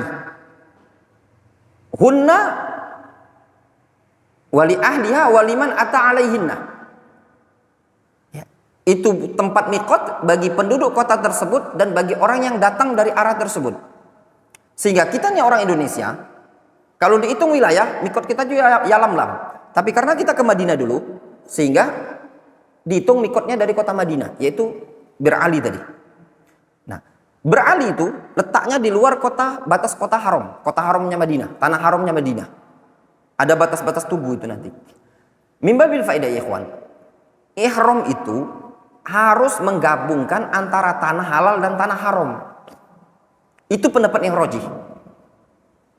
Makanya orang yang berada di kota Mekah, ketika mereka ingin umroh atau haji, ketika mereka ingin umroh, pendapat yang rajih, pendapat yang terkuat, mereka harus keluar ke tanah halal. Tidak boleh mereka langsung dari rumah, tapi harus keluar ke tanah halal. Mau dia Masjid Tanim Aisyah, mau di Hudaybiyah, mau di Ji'rana, terserah. Yang penting tanah halal, bukan batas tanah haram. Kenapa? Karena ibadah tersebut harus menggabungkan posisi badan berada di tanah halal dan tanah haram. Jelas? Hati-hati orang yang membadalkan. Ya, hati-hati orang yang membadalkan. Ini masjid, ini tanah haram. Ya, tanah haram kota Mekah. Antum pernah ke Masjid Aisyah itu ya? Kan ada tugu.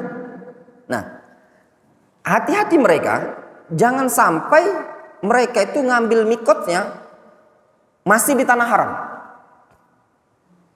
Ya, masih di tanah haram. Misalkan ini Masjid Aisyah di pinggirin, ini Masjid Aisyah misalkan. Ini kan ada tugu. Dia niatkan untuk ngambil mikot tersebut, posisi badan ada di tanah halal. Kalau tugunya tanah haram di sini, dia sini malah dia. Dia bilang, labbaik Allahumma umratan. Berarti dia mengikat umrohnya tadi di tanah haram. Tidak sah. Harus di tanah halal. Pasnya di tugu, jangan. Lewatkan di tugu. Lewatkan di tugu. Makanya ngambilnya di mana? Di dalam masjid itu kan. Tugu itu kan adanya di luar masjid kan. Itu perlu diwaspadai. Kalaupun seandainya dia mengatakan, labbaik Allahumma umratan, ternyata dia masuk lagi, masih tetap tidak sah. Maksudnya masuk ke tanah halal. Intinya pada lafaz niat ihramnya harus berada di tanah halal, bukan di tanah haram. Jelas ya? Nah, Dzul Hulaifah itu sudah di luar tanah halal atau di luar tanah haram, yaitu berada di wilayah tanah halal kota di luar tanah halal.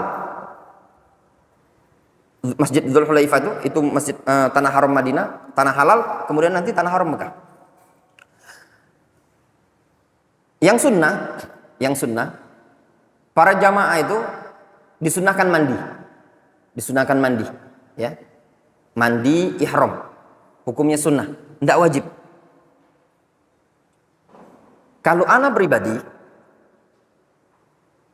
ana mempraktekannya mandinya di tempat mikot itulah.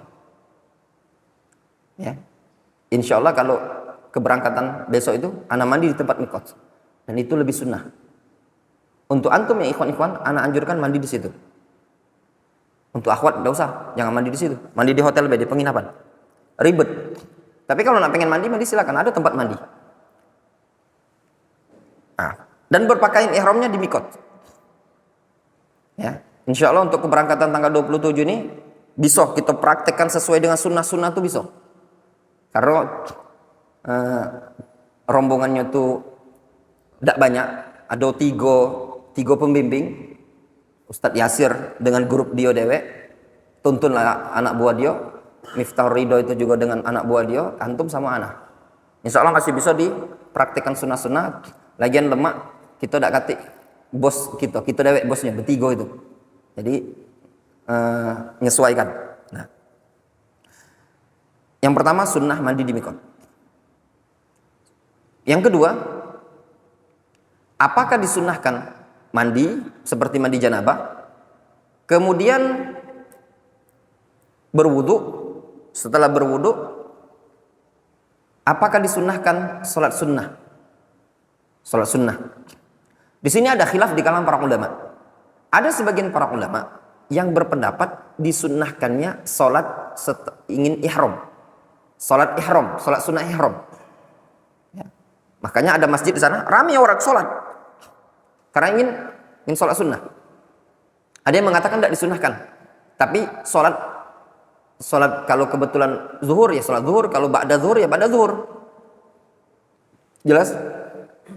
Seperti itu. Kalau anak pribadi, terus terjadi khilaf di kalangan para ulama. Kadang anak sholat, kadang enggak. Itu baik. Ya. Yang jelasnya kalian mandi. Ada khilaf di kalangan para ulama. Ada yang bilang sunnah, ada yang bilang. Jadi gini, Nabi SAW ketika itu beliau sholat sunnah. Setelah sholat sunnah beliau berihram. Nah yang jadi pembahasan di kalangan para ulama, sholatnya Rasul sholat sunnah itu sholat apa? Kata para ulama itu sholat ba'diyah. Itu sholat zuhur. Itu sholat gini. Itu sholat kebetulan waktu sholat. Ada yang bilang enggak, itu sholat sunnah. Karena Jibril mengatakan kepada Rasul, sholli hahuna. Sholat di sini. Ini lembah yang diberkahi. Nah, Dzulhulaifah itu lembah yang diberkahi. Gitu difahami? Nanti nak tunjukkan masjid itu. Masjid itu disebut dalam hadis lembah yang diberkahi. Ya. Itu masalah yang jadi khilaf di kalangan para ulama. Yang kemudian, yang berikutnya. Ketika sudah mandi, sudah wudu, menuju kendaraan,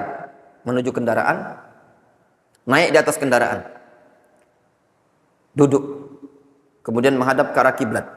Ketika menghadap ke arah kiblat, disunnahkan membaca Alhamdulillah, Subhanallah, Allahu Akbar. Ya, sunnah. Kemudian dalam hati pasang kuda-kuda ini, hatinya ingin niat umroh karena Allah Subhanahu Wa Taala.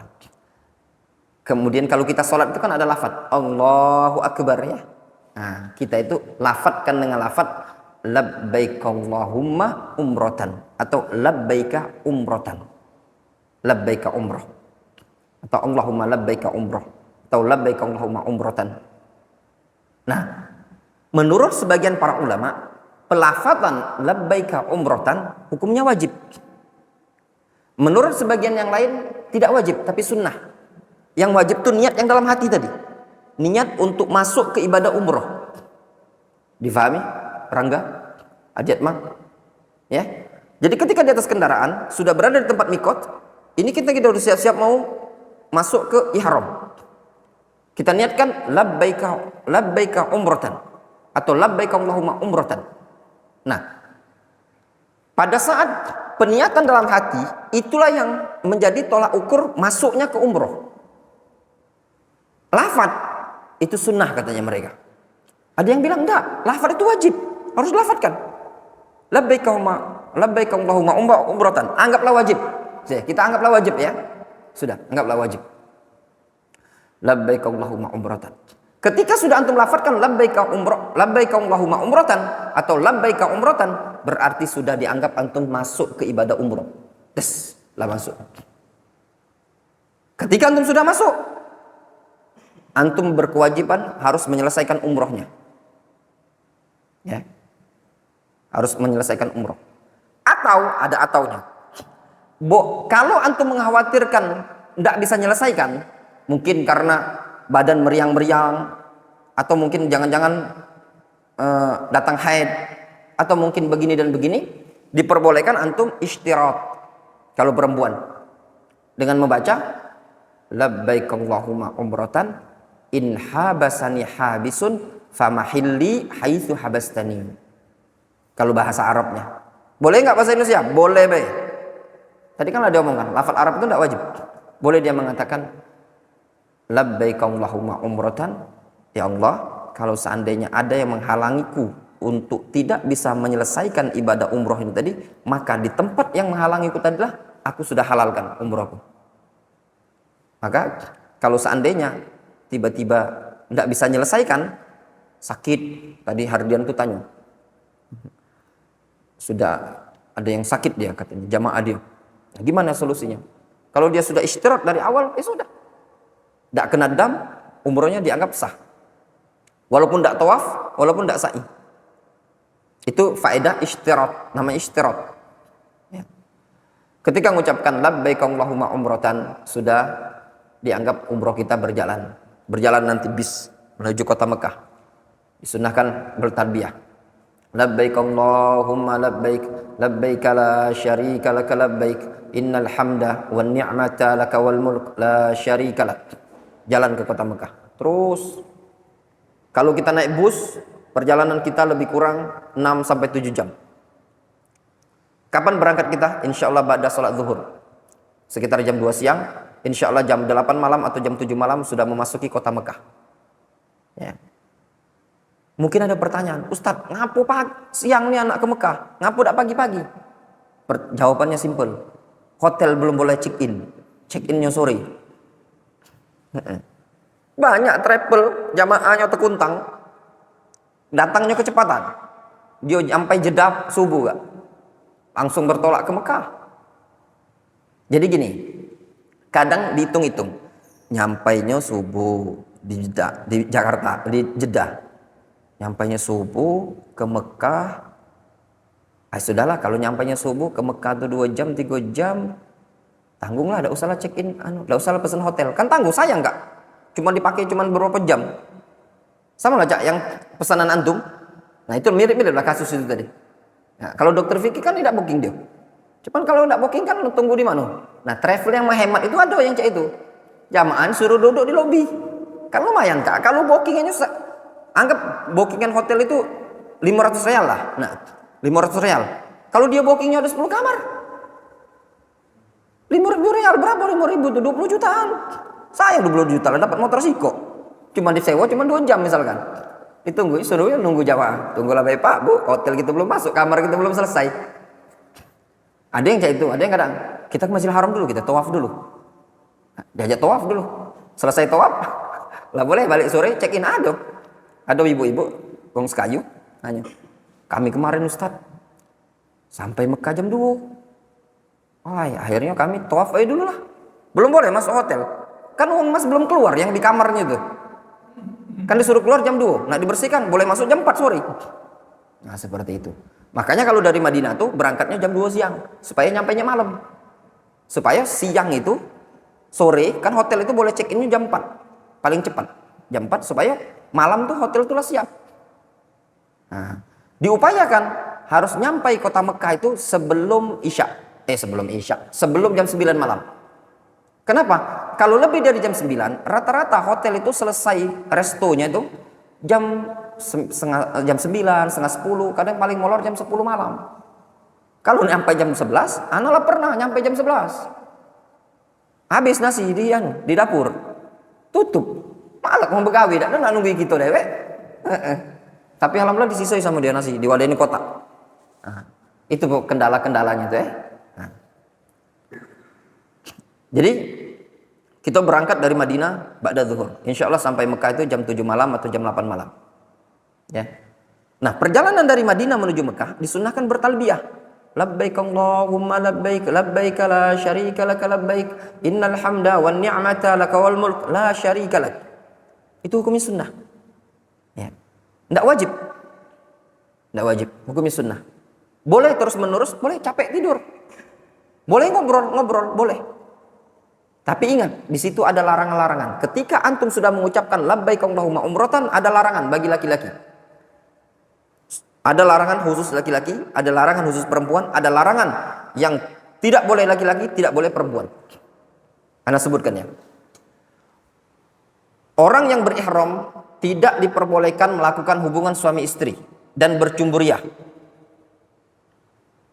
Jangan perjalanan dari Madinah ke Mekah, antum yang bawa istri, cium-ciuman, peluk-pelukan, tidak boleh. Jangan terlalu romantis.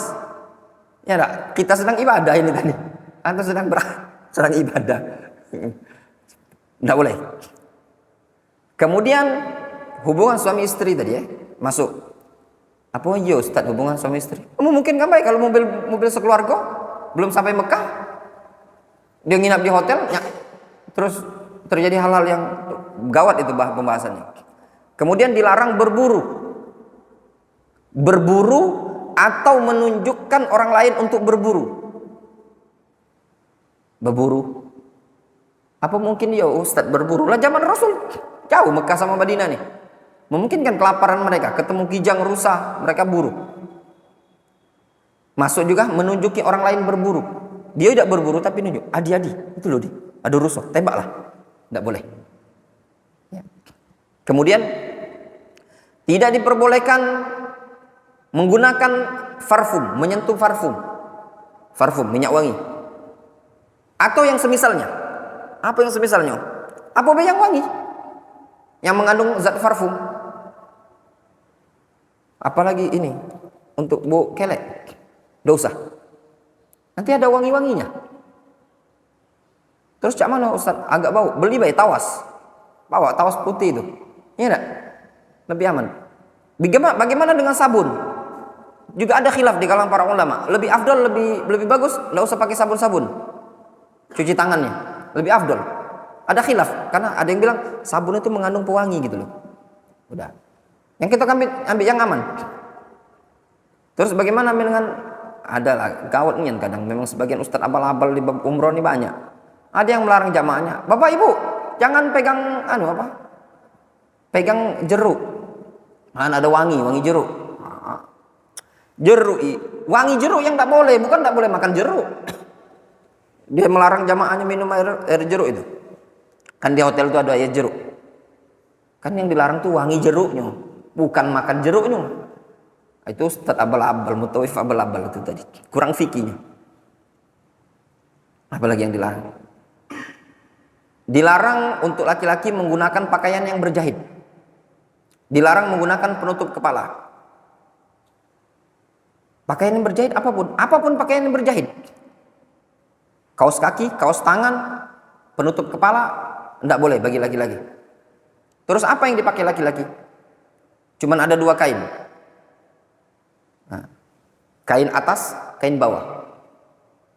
Bagian atas, bagian bawah. Kain ihram itu tadi. Nanti anak praktekkan ya, nanti praktek. Praktek itu gampang. Yang penting antum ingat teorinya ini tadi. Kemudian yang perempuan, oh ya, laki-laki dilarang menggunakan tadi kaos kaki ya, meliput juga sepatu. Ya, sepatu. Kalau sandal boleh. Jangan antum fahami. Oh berarti tidak boleh pakai alas kaki. Oh, jangan. Nyeker. Tidak boleh sepatu. Kenapa sepatu tidak boleh? Karena berbentuk bagian tubuh. Kalau dari Jakarta bersepatu tidak masalah. Ya, anak kadang bersendal ke Mekah itu. Sendal iger yang anak pakai itu kadang itu anak pakai. Kadang ya anak pakai sepatu, tapi anak bawa sendal gitu di situ. Untuk perempuan, yang khusus perempuan dilarang menggunakan kaos tangan. Dilarang menggunakan kaos tangan. Kemudian dilarang menggunakan cadar. Menggunakan cadar tidak boleh. Nah, cadar yang seperti istrinya Kak Dayat itu tidak boleh. Terus apa yang boleh? Nah, yang boleh itu kalau pengen tutup wajah itu ada purdah, ya. Purdah. Tahu enggak antum Kak Dayat? Enggak tahu. Itu kerudung, sebagian kerudung akhwat itu. Itu kan ada layernya itu nah. Yang kain yang sini, coba ambilin kain ihram mana tuh. Deh.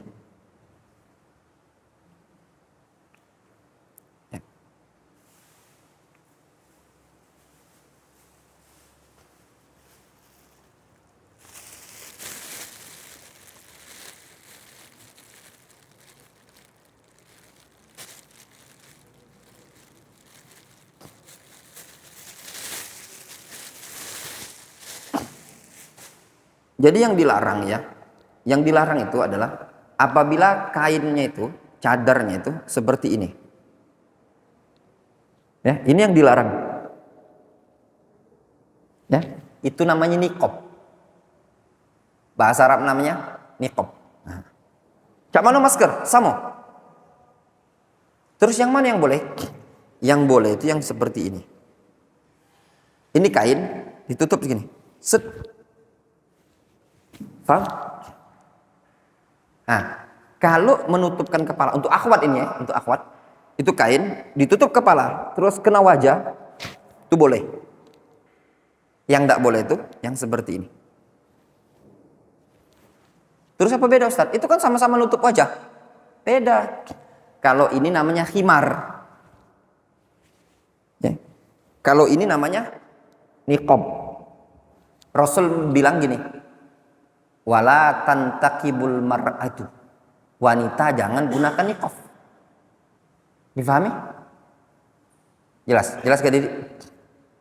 Di sebagian kerudung akhwat itu kan ada layer.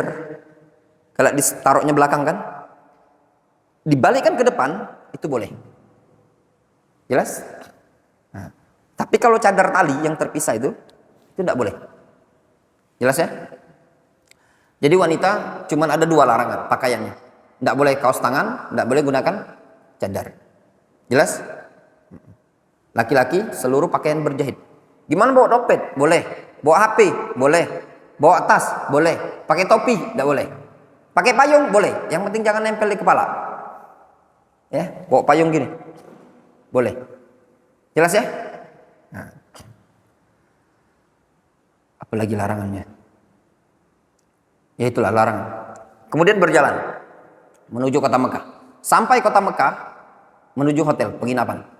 Nanti untuk Adiatma, Rangga, Dokter Vicky itu tempat kita berbeda. Nama tempatnya sama-sama Ajiat. Antum namanya Ajiat Sud, tempat ana namanya Ajiat Masofi. Apa bedanya? Ajiat antum jalannya rata, Ajiat ana jalannya gunung. Itu be, ada rupo, ada rego. Tapi hotel yang ana pakai itu hotel. Pakai hotel. Cuman kami tidak pakai makan be. Kalau antum kan pakai makan plus makan. Kalau kami makan juga, tapi magicom.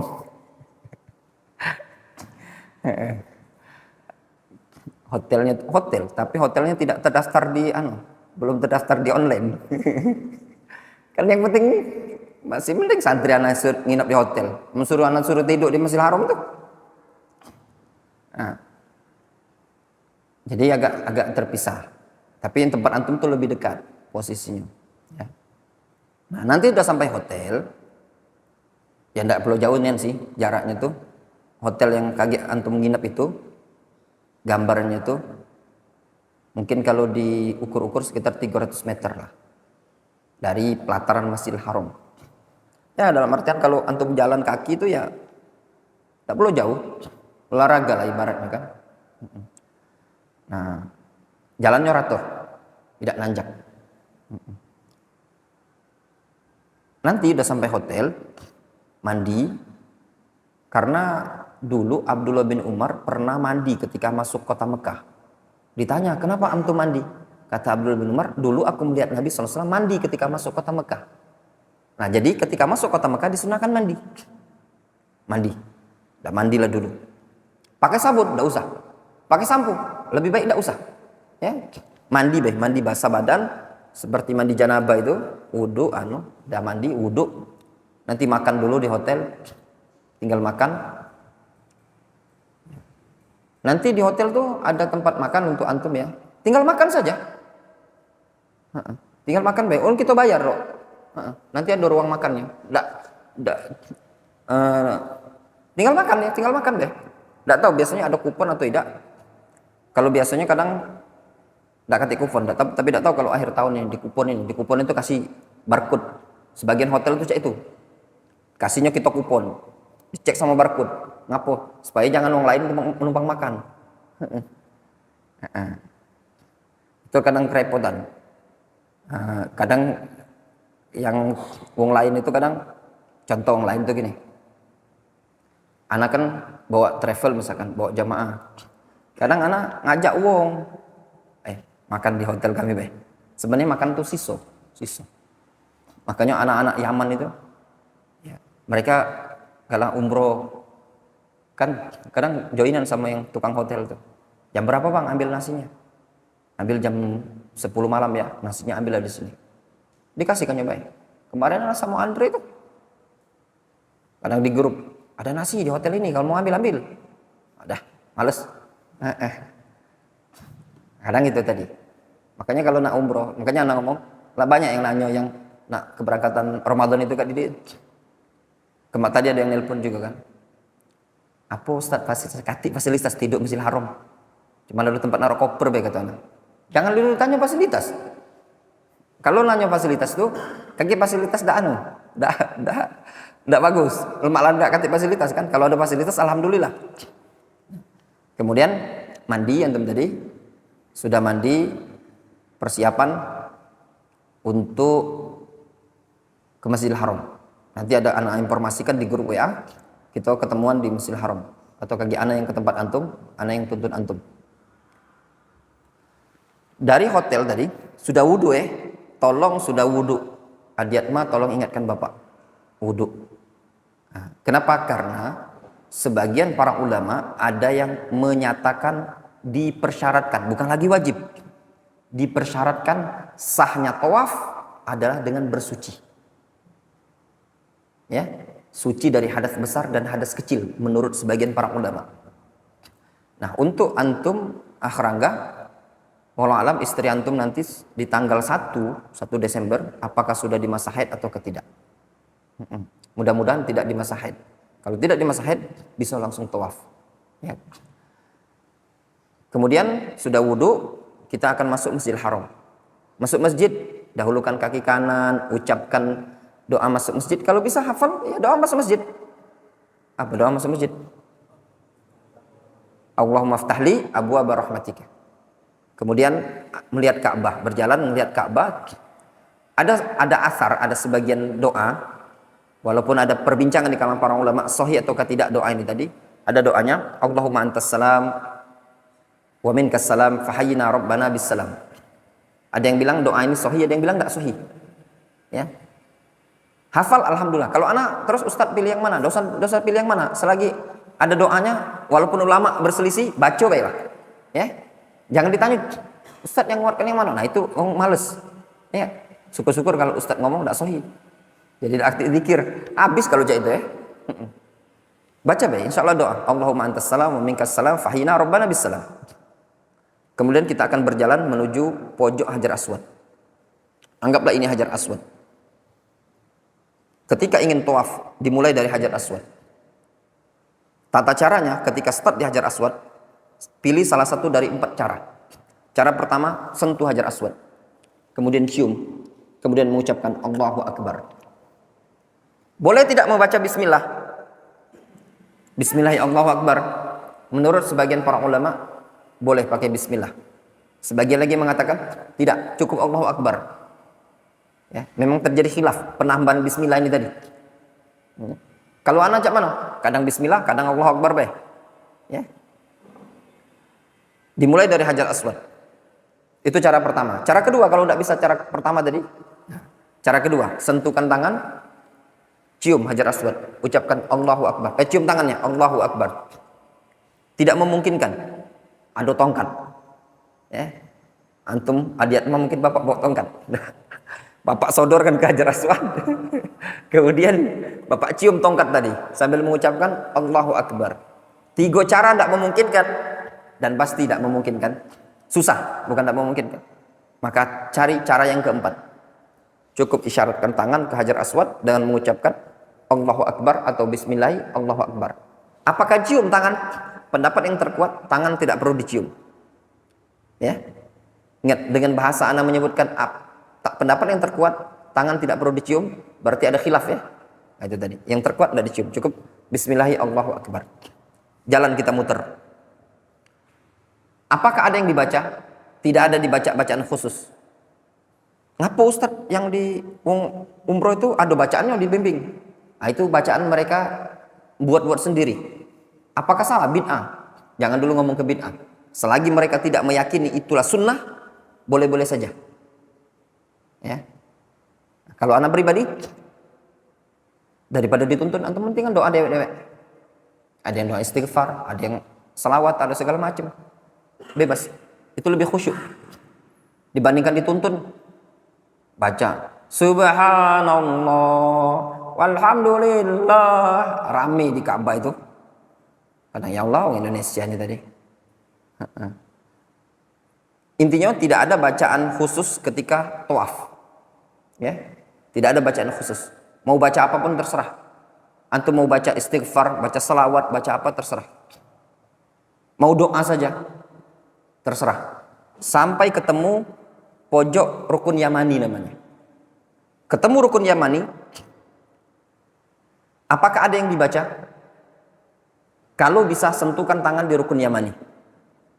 Kalau tidak bisa menyentuh, tidak usah diucapkan Allahu Akbar, cukup membaca dari rukun Yamani ke Hajar Aswad, membaca Rabbana atina fid dunya hasanah wa fil akhirati hasanah wa qina adzabannar. Ketemu lagi Hajar Aswad, dianggap satu putaran. Ulangi lagi sampai 7. Selesai 7 putaran, berarti selesai tawaf. Kemudian selesai tawaf, apa yang dilakukan? Menuju pinggir pelataran Masjidil Haram. Terus apa yang dilakukan? Salat sunnah 2 rakaat. Salat sunnah 2 rakaat. Rakaat pertama membaca Qul ya ayyuhal kafirun, rakaat kedua membaca Qul huwallahu ahad. Itu sunnah. Selesai sholat apa? Kadang orang doa, kadang selfie, kadang foto. Ya enggak? Macam-macam. Ada yang foto, dokumentasi. Mungkin ada pertanyaan, Ustadz ngapun ya travel itu banyak foto, dikit-dikit foto. Nah itu antum nak tahu. Itu foto di sebagian travel itu terkadang wajib. Apa? Dokumentasi itu dituntut sama Kemenak. Ditanyakan. Dengan hasil dokumentasi tadi, mereka melihat, oh memang betul-betul travel ini bukan fiktif. Nah, fungsinya untuk mengurus izin. Ya, untuk mengurus izin. Nah, untuk kita keberangkatan kita tanggal 24 ini, PT yang naungi dari Palembang ini belum kelar. Logonya masih belum, baru dikirim dari Yaman, baru kelar pesanan logo, kantor masih nak direnov, PT belum halan anak pergi. Tapi kaget dibuatkan spanduk dengan PPU yang kita pakai. Ya. Insya Allah nanti mungkin next keberangkatan. Padahal kawan yang ngajak kerjasama ini lah dia nyebutin. Sudah masalah buat spanduk sekalian bendera, Ustaz kaki anak yang nanggung. Sekalian promosikan travel kita. Insya Allah mudah-mudahan nanti travel Cahaya Mekah. Cahaya Mekah.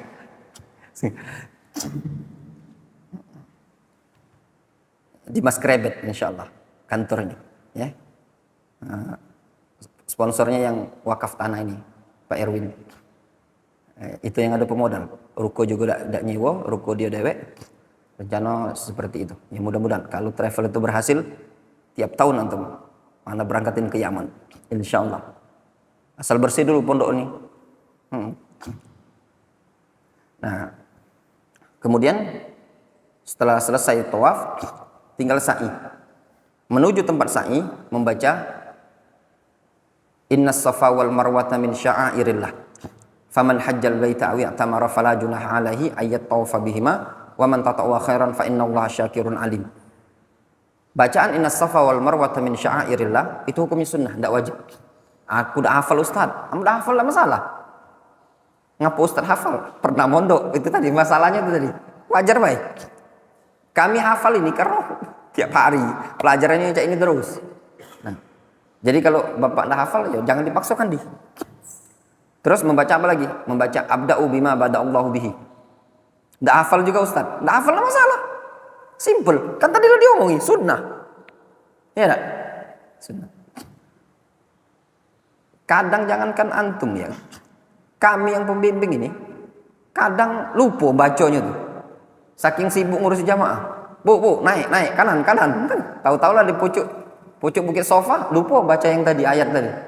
Padahal ayat itu dibaca pada saat hendak menuju bukit sofa. Nah, saking kadang pernah. Masuk Bu. Baca doa masuk masjid, dulukan kaki kanan. Uang baca kalau gitu tidak. Ngapa kan? Jadi pembimbing tuh lebih dulukan orang lain. Kita malah kelupaan. Kadang seperti itu. Kemudian sa'i berada di bukit Sofa, menghadap ke Mekah, ke Ka'bah dengan mengangkat kedua tangan, membaca Allahu Akbar, Allahu Akbar, Allahu Akbar 3 kali. Kemudian la ilaha illallah wahdahu la syarika la lahul mulku wa lahul hamdu wa huwa ala kulli syai'in qadir. La ilaha illallah wahdah anjaza wa'da wa nasara 'abda wa hazamal ahzaba wahdah. Selesai. Doa dengan bahasa Indonesia, terserah antum mau minta apa. Kemudian angkat lagi, kemudian lanjutkan lagi. Allahu akbar, Allahu akbar, Allahu akbar. La ilaha illallah wahdahu la syarikalah lahul mulku wa lahul hamdu wa huwa ala kulli syai'in qadir. La ilaha illallah anjaza wa'da wa la ilaha illallah wahda anjaza wa'da wa nasara 'abda wa azamal azaba wa'da. Doa lagi. Ulangi lagi 3 kali. La ilaha illallah wahdahu la syarikalah lahul mulku wa lahul hamdu wa huwa ala kulli syai'in qadir sampai selesai 3 kali. Turun ke bukit, dari bukit Safa menuju Marwah. Nanti ada lampu hijau, laki-laki disunahkan lari-lari kecil, perempuan tidak disunahkan lari kecil. Apa yang dibaca? Tidak ada bacaan sahih dari Nabi SAW. Datang dari sebagian sahabat, Rabbighfir warham watajawaz anni, atau yang semisalnya, atau wa'fu anni. Yang seperti ini tidak datang dari Nabi SAW, datang dari sebagian sahabat. Mau dibaca-baca? Tidak. Ya. Kemudian sampai ke bukit Marwah, berdiri. Nah, kemudian doa sama seperti tadi. Apa bisa dikerjakan? Nah, kadang tidak bisa dikerjakan. Ngapo? Berdiri itu terlalu lama, diusir sama petugas anu. Yahat. Torik, jalan. Apalagi di bulan 12 ini, padat, rame. Kalau pengen umroh atau pengen sepi kapan? Cak Ana dengan Dimas kemarin lah. Masjidil Haram itu sepi, Ka'bah itu. Apalagi zuhur, panas berdengkang, 47 derajat.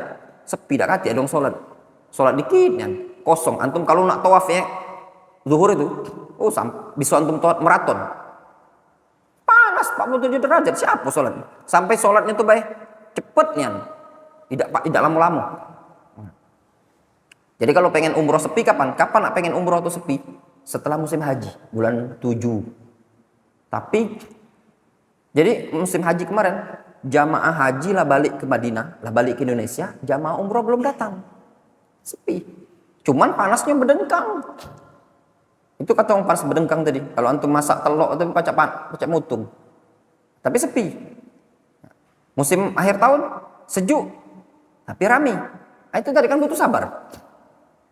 Nah, kemudian kalaulah selesai dari Safa ke Marwah 1 putaran, dari Marwah ke Safa 2 putaran. Safa Marwah 3 putaran sampai ketemu lagi bukit Marwah. Jadi Safa Marwah, Marwah Safa, Safa Marwah, Marwah Safa sampai ketemu bukit Marwah itu 7 kali. Setelah selesai 7 kali, berarti selesai umroh. Tinggal tahallul. Gimana tahallul? Nah, untuk tahallul laki-laki yang afdolnya dicukur gundul. Pakai alat cukur kerok, pakai silet. Terus ada di mana cukurnya? Di barbershop. Berapa? 10 real. Gampang kaki anak kawan. Ya. Oh, kalau antum punya alat cukur yang mungkin antum tidak nak gundul ya, antum nak dikerok pakai alat cukur, bawa juga tidak masalah. Cukur di toilet. Untuk yang perempuan. Nah, untuk yang perempuan, istrinya antum, Rangga, yang sunnah, yang tepat, itu rambut istri antum dikumpulkan.